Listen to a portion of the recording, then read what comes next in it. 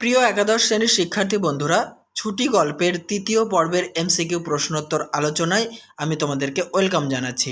এর আগে দুটি পর্বে মোট 204টি এমসিকিউ টাইপ প্রশ্ন উত্তর আলোচনা করে দিয়েছি, আর এই পর্বে আমি আরও 75টি এমসিকিউ টাইপ প্রশ্নোত্তর আলোচনা করব।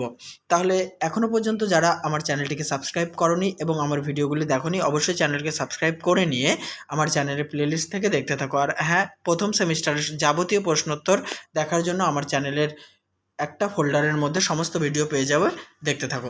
চলো তৃতীয় পর্বের এই আলোচনায় প্রথম প্রশ্ন অর্থাৎ 205 নম্বর থেকে তৃতীয় পর্বের প্রশ্নোত্তর শুরু হয়েছে, দেখতে থাকো। 205, স্কুল থেকে ফিরে এসে রাত্রে ফটিকের কি অবস্থা হয়েছিল? মাথা ব্যথা এবং গা শিরশির করছিল। নেক্সট, বুঝিতে পারিল। ফটিক কি বুঝতে পেরেছিল? তার জ্বর আসছে। কি করলে ফটিকের মামির প্রতি অত্যন্ত অনর্থক উপদ্রব করা হবে? ব্যামো বাঁধালে। ব্যামো শব্দের অর্থ কী? অসুখ। নেক্সট, উপদ্রব শব্দের অর্থ কী? উৎপাত। 210, তাহা সে স্পষ্ট উপলব্ধি করিতে পারিল। ফটিক কি উপলব্ধি করতে পারল?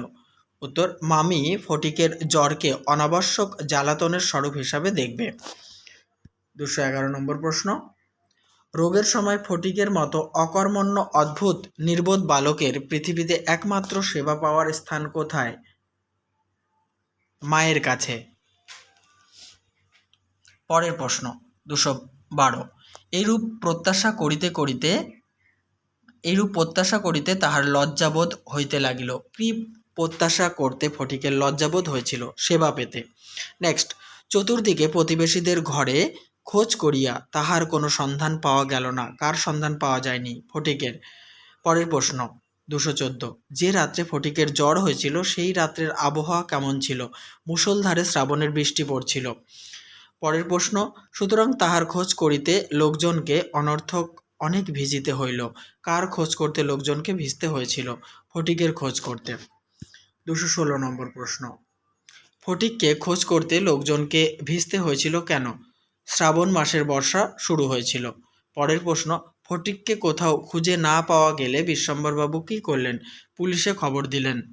218, কখন বিশ্বম্বরবাবুর বাড়ির সামনে একটা গাড়ি এসে দাঁড়িয়েছিল? সন্ধ্যায়। নেক্সট, তখনও ঝুপঝুপ করিয়া অবিশ্রাম বৃষ্টি পড়িতেছে। কখনকার কথা বলা হয়েছে? উত্তর, সারাদিনের শেষে যখন একটা গাড়ি ফটিককে নিয়ে বিশ্বম্বরবাবুর বাড়ির সামনে এসে উপস্থিত হয়েছিল। 220, তখনও ঝুপঝুপ করিয়া অবিশ্রাম বৃষ্টি পড়িতেছে। বৃষ্টিতে রাস্তায় কতখানি জল দাঁড়িয়ে গিয়েছিল? 1 হাঁটু জল দাঁড়িয়ে গিয়েছিল।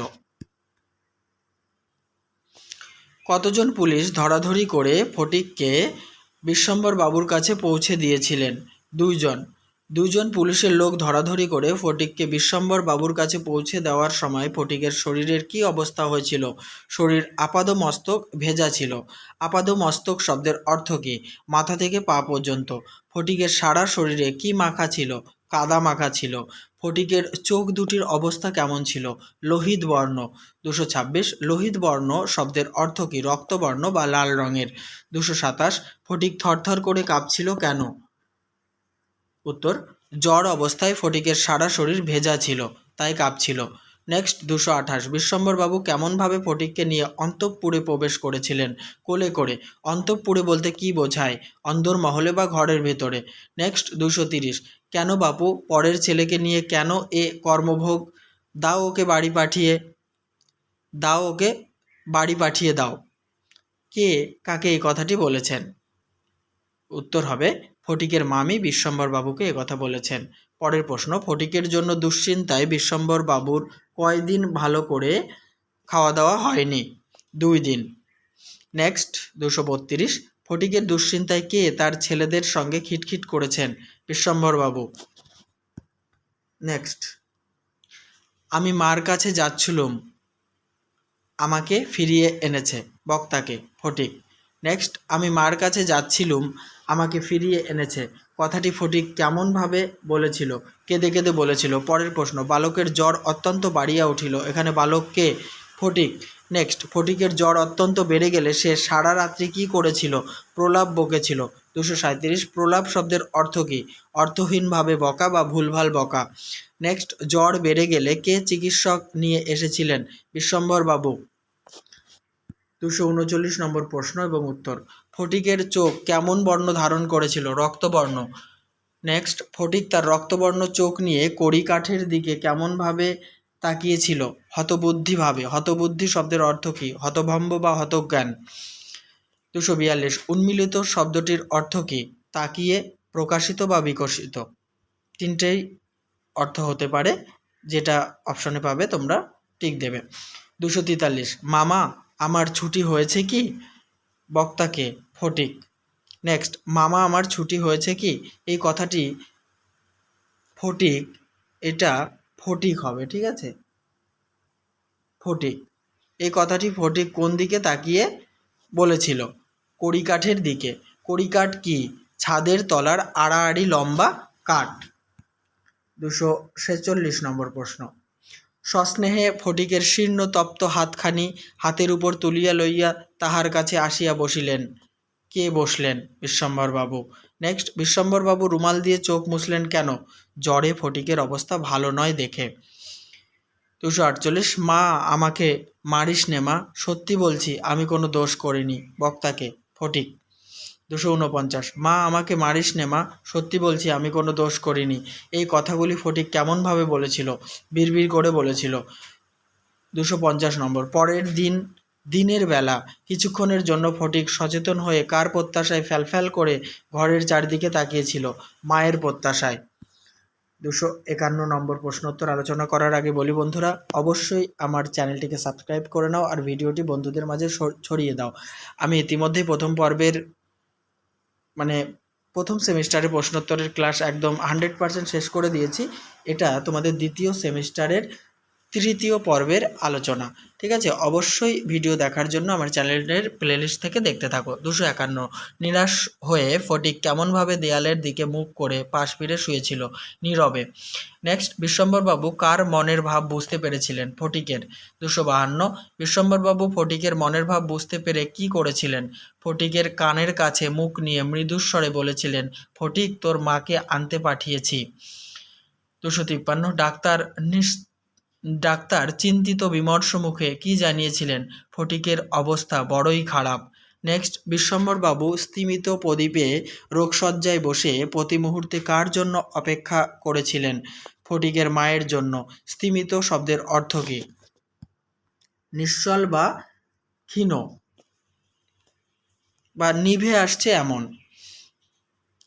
256 এক বাউ মেলে না, দো বাউ মেলে না। বক্তাকে, ফটিক। 257 এক বাউ মেলে না, দো বাউ মেলে না। এই কথাটি ফটিক কাদের মতো সুর করে বলেছিল? খালাসিদের মতো। 258 কলকাতা আসার সময় ফটিক কিছুটা রাস্তা কোন যানে চেপে এসেছিল? স্টিমারে চেপে এসেছিল।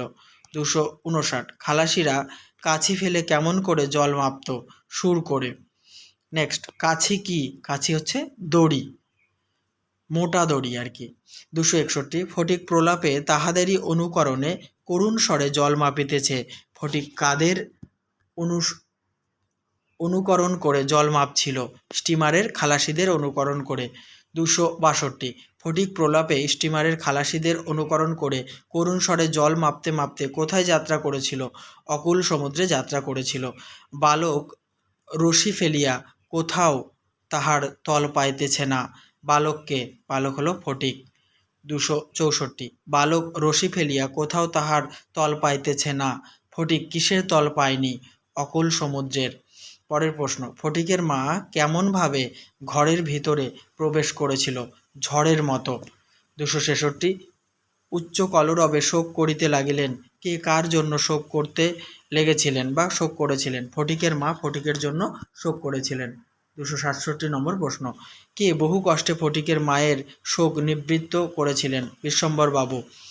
পরের প্রশ্ন, তিনি শয্যার উপর আছাড়ে খাইয়া পড়িয়া উচ্চস্বরে ডাকিলেন। কে কাকে ডাকলেন? ফটিকের মা ফটিককে ডাকলেন।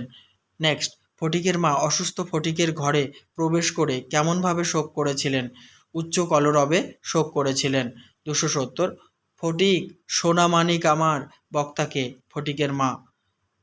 271, ফটিক অতি সহজেই তার মায়ের উত্তরে কি বলেছিল?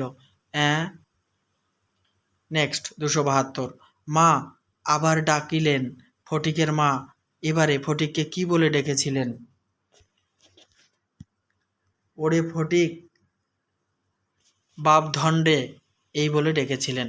273, ফটিক আস্তে আস্তে পাশ ফিরিয়া কাহাকেও লক্ষ্য না করিয়া মৃদুস্বরে কহিল। মৃদুস্বরে ফটিক কি বলেছিল?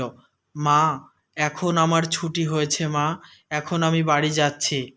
274, গল্পে ছুটি বলতে কি বোঝানো হয়েছে? ফটিক নামক এক কিশোরের মৃত্যুকে বোঝানো হয়েছে। 275, ছুটি গল্পটি আমাদের কি শিক্ষা দেয়? বন্ধনমুক্ত হরিণ শিশুর মতো অবাধ বিচরণ করা কাউকে একটা বদ্ধ পরিবেশের বাঁধনে বেঁধে রাখলে তার শেষ পরিণতি হয় মৃত্যু। তাহলে বন্ধুরা, এই আলোচনার সঙ্গে সঙ্গে ছুটি গল্পের 3য় পর্ব আমি সমাপ্ত করলাম। নেক্সট পর্ব নিয়ে খুব তাড়াতাড়ি হাজির হব। আমি অনেকটা পর্ব ধরে ধরে করি একটাই কারণে, আমি কিন্তু টেক্সট খুঁটিয়ে এমনভাবে প্রশ্নোত্তর তৈরি করি যেন একটা প্রশ্ন দিলেও তোমরা কমন পেতে পারো। ঠিক আছে, তাহলে দেখতে থাকো, সঙ্গে থাকো আমার ইউটিউব চ্যানেলটি।